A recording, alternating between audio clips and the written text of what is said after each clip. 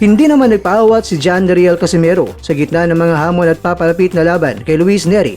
Nagpalabas ng isang nakapanindig balahibong pahayag ang kampo ng dating world champion sa kanilang Facebook page na Cuadro Alas It's My Boy. Makikita ang isang video ni Casimero habang puspusan ng ensayo sa heavy bag.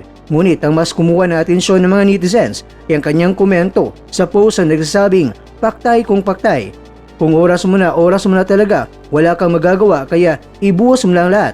Ang banta nito mga kwento ay tila direktang mensahe para kay Luis Nery na nagpapahiwatig na nakahanda na si Casimero na itaya ang lahat sa darating nilang tapatan. Sa kasalukuyan, makikita na hindi nagpapabaya ang angas ng Pinas sa kanyang training. Ang mga larawan sa kanyang gallery ay nagpapakita rin ng mga poster para sa kanyang laban ngayong June 6, laban yan kay Nery, na kung saan tila nakataya talaga ang kanyang kinabukasan sa boxing.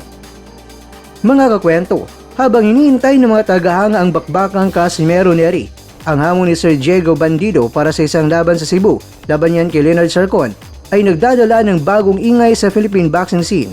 Manalo man o matalo laban kay Nery, tila maraming naghihintay na young guns na handang subukan ng tibay na isa sa mga alamat ng Pinas, ang nag-iisang Cuadro Alas.